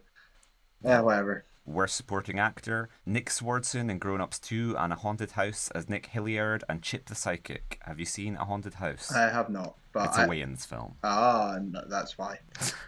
Yeah, no, it's a big no for me. Big yes for me. He's terrible. Yeah. He's fucking terrible in Grown Ups 2. He's the most annoying part of it. So like that, and that's the big yes for me. Yeah, agreed. Taylor Lautner in Grown Ups 2 as frat boy Andy. I don't remember. I remember Swartzen. He's kind of just bland. I don't remember Taylor Lautner being in Grown Ups 2, so I'm gonna abstain. He's just like a straight man, and he's opposite all the mugging of like Kevin James and like all the other people. And so spoilers, but these are the only two nominations.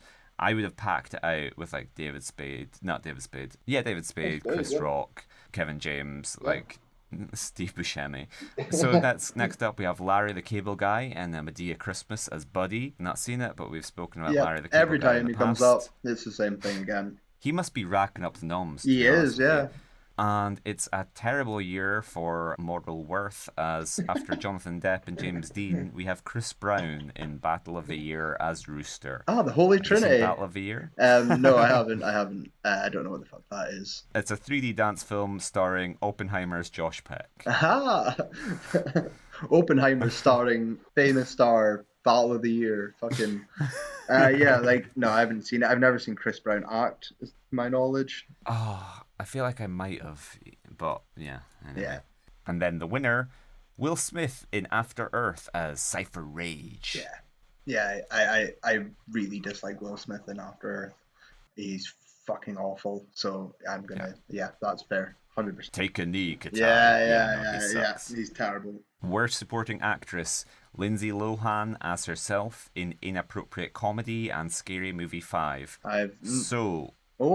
So you've seen one of these then? Inappropriate Comedy is Movie 43, but worse. Oh. So it's a bunch of sketches strung together with an iPad, and like, it's so fucking dreadful. So Lindsay Lohan is in Inappropriate Comedy for like 3 minutes. Okay. She's in the opening where she like is dressed up as Marilyn Monroe and she stands on a fan grate doing the 7-year itch thing, and some guy is in the sewers filming her upskirt. And I was like, okay, this just doesn't make any sense. The whole point of that scene is like you don't have to be underneath to see like. I was just like, anyway, it doesn't make sense. I'm confused, but like she's not bad. She's like just nothing. So Lindsay Lohan innocent, but Inappropriate Comedy is one of the worst films I've ever seen. And this is the film that I teased last week with Breaking My Heart, because all of the sketches are just, they've come up with a pun name and they're like, sure, that'll be funny. And so the first one is Adrian Brody as like a grizzled cop. And then it says like, he's Flirty Harry. And then the camera pulls back and you see underneath his blazer and shirt, he's wearing pink shorts. And so Flirty Harry is just Dirty Harry but gay. And so they go straight from Flirty Harry to Adrian Brody pointing a gun saying, "Go ahead, make me gay, punk." Oh my god. It's fucking dreadful. It seems like it's just like a Come Town bit, but for like 20 minutes. And Adrian Brody, he should have been up for worst actor because Adrian Brody is an actor I love. Like, he's so good. He's probably, like, maybe gives one of my favorite Wes Anderson performances in, like, The Darjeeling Limited, Great in Asteroid City, and Grand Budapest. I think he's, like, a phenomenal actor who just, like, doesn't get the roles for whatever reason. And to see him doing, like, "Go ahead, make me gay, punk," it's just like, Adrian, you're better than this. You were in Predators. What's going on? Exactly, yeah. Robert Rodriguez, phone him up. Get this My Kids 4. And, like, so, Gay Dirty Harry, Adrian Brody's also credited with additional material, so he has a screenplay credit on that. And I'm like, Adrian doesn't want that. No. Gay Dirty Harry was also written by Simon Rex, who I also really liked in Red Rocket. Oh, yeah. So, inappropriate comedy. The other sketch is Black Ass, What If the Jackass Guys Were Black, and The Amazing Racist. And it's just a guy doing, it's a fake Borat type thing. So he's going around saying racist things to, like, he's like trying to deport African Americans with a boat on like Santa Monica, be like, "Hey, do you want to go to Africa?" Or he's like, he goes into like a Jewish deli and is like, "Will you sign this petition to apologize for killing Jesus?" And like, it's so annoying because like it's so fake, and it's like, it's just controlled, where it's like, you fucking cowards, you'd be terrified to do this in real life because you get murdered literally and metaphorically because they don't let anyone answer him back, and you're like, people would hit him with zingers. Whereas like, his lines just aren't funny, and I guarantee if you did that for real people would say things far more cutting and funny than what he comes up with. So, and they also have like a weird kind of like mock the week sketch thing where like, things you'd never see. A young woman married to a poor old man. And I'm like, what the fuck is this? Wow. So, inappropriate comedy sucks. Okay, and, wow. Lindsay Lohan should not be involved with it, but she's not bad in it. Scary Movie 5, I have not seen. No. Lady Gaga in Machete Kills as third face of El Chameleon. Speaking of Robert Rodriguez. He comes rolling in. I love Machete Kills. I Machete 1's better, but Machete Kills is... It's just a great ramping up. Yeah, Lady Gaga is one of the many faces of El Chameleon, or whatever he's called. Yeah. Like, the first time I seen Lady Gaga act. The first time anyone's seen her act. I think it was her debut. She's fine. Yeah. She has probably 3 lines and exactly a cool spin and a pose, and we'll put you on a poster. Bish bash bosh. Yeah, like she's absolutely fine. Nothing to say about it. Yeah, no, I agree. It's funny how she kind of like tries to like retroactively claim like Star is Born as her debut. Yeah. But like, we both like Lady Gaga. She's utterly fine in this. Yeah. Katherine Heigl in The Big Wedding as Lila Griffin. I'm assuming you've not seen that. I have not seen The Big Wedding, no. It's De Niro, fuck. Oh, of course it is. I'm not the big... And Robin Williams. Oh. I'm not a Heigl fan, though, so I would probably... I don't think many people are. I don't think they are, no. According to Hollywood rumors, that's why she doesn't get work. Difficult character to be on set with. Yes. Salma Hayek in Grown Ups 2 as Roxanne Chase Feder. Yeah, she's... a woman convincingly being attracted to Adam Sandler. I don't know. Give her a little bit of props. Give her an Oscar, yeah. And then the winner, Kim Kardashian in Temptations of a Marriage Counselor as Ava. Okay, well... Again, no comment. Fucking hell. That sounds weird. I'd like to see Tyler Perry's non-Medea films too, just to see this fucking... I want to see his range. Yeah. Moving on to worst screen combo. Tyler Perry and either Larry the Cable Guy or that worn-out wig and dress in the Medea Halloween. Mr. Razzie and that worn-out gag. Fucking hell. Every year. Like, guaranteed. Copy-paste. Like, change the title. Done. Fucking hell. Lindsay Lohan and Charlie Sheen in Scary Movie 5. No, I boycotted the franchise at this point, so... Truly cursed combination in 2013. Winning. I can only imagine the hack jokes that must have gone down there. I'm glad Charlie Sheen didn't get a nom for Machete Kills, so as the president, because he is wonderful. Yeah. And it's like Carlos Estevez as well. He uses his real name. I remember that. Yeah, And I yeah. think that's wonderful. Amazing. West Wing. Oh, it's all good. All good. The entire cast of movie 43 discussed. The entire cast of Grown Ups 2, very well deserved. And it's pipped at the post only by Jaden Smith and Will Smith on Planet Nepotism and After Earth. Yeah, I mean, that's a terrible joke, but it's they're at least a combo. They are a combo, and they have zero chemistry despite being father-son, and it's so strange and weird. And I know it's the alien effect that Shyamalan's probably going for. Yeah, but like, fuck me, it's so bad. So yeah, well deserved. Worst prequel, remake, ripoff, or sequel: The Smurfs 2, Scary Movie 5, The Hangover Part 3, hey baby. It comes up. Fuck off. Grown Ups 2. I want to say though, The Hangover 3 doesn't deserve to be here. It isn't a good film. It's right? a bad sequel. It does something different. But it is. I love it. Is I've always talked about Todd Phillips as being me. I like the idea that I can see it. I would make a stupid little documentary, and then I get my foot in the door. I make a comedy. It blows up. I'm held at gunpoint to make the second film. But for the third film, I'm given free reign, and fuck it, it's a heist movie with John Goodman. That is exactly the career path I would have taken.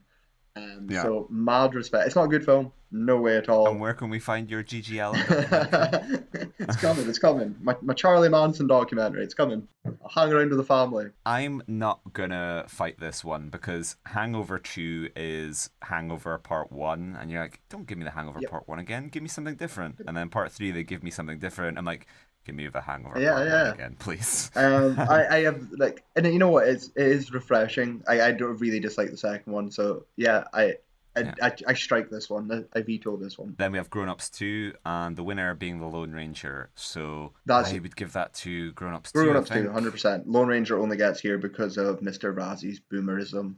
And it's a 6 days TV or 5 days TV show. Can't be having that. Like. And so the final category of the year, Worst Screenplay. A Medea Christmas, written by Tyler Perry. We cannot comment. Well, let's say that the Medea films are all the same, and so he's money for old rope here in terms of nominations. Least amount of effort expended to most Razzie nominations, Tyler Perry. Mm-hmm. The Lone Ranger, screenplay by Justin Haith, Ted Elliott, and Terry Rossio. Story by Ted Elliott, Terry Rossio, and Justin Haith. Based on The Lone Ranger by Fran Stryker and George W. Trendle. So I can't remember the screenplay that well, but probably not bad. Yeah, I agree. And then Grown Ups 2, screenplay by Adam Sandler, Tim Farrelly, and Fred Wolf. Herrelly, yeah. Okay. See, right, like, oh fuck, it's Fred Wolf as well. Yeah. They're all three of them, obviously SNL writers at the same time. Herrelly wrote some great sketches for SNL. Yeah. He's pretty much Adam's right-hand man for writing. Oh, okay. Yeah. So, and Fred Wolf wrote Dirty Work, starring Norm Macdonald, and I fucking love that film. So, like, this is like mid-90s peak SNL writers for my shit. Yeah. And that makes me so sad it's them three that put out Grown Ups 2. I know it's favors for the boys and it's just a payday, but like, still, them three could give me something. They could give me Waterboy quality comedy, and they miss. So that really, really fucking gets me. I think the idea of it being nominated for worst screenplay just presupposes the fact that there was a script. Yeah, there's not. It's not. It's fade in. Adam Sandler is on holiday. Yes. Yeah, then we have After Earth, screenplay by M. Night Shyamalan and Gary Whitta, story by Will Smith. Ooh, story by... I forgot that. Me and my son are kicking ass, and we're not allowed to feel.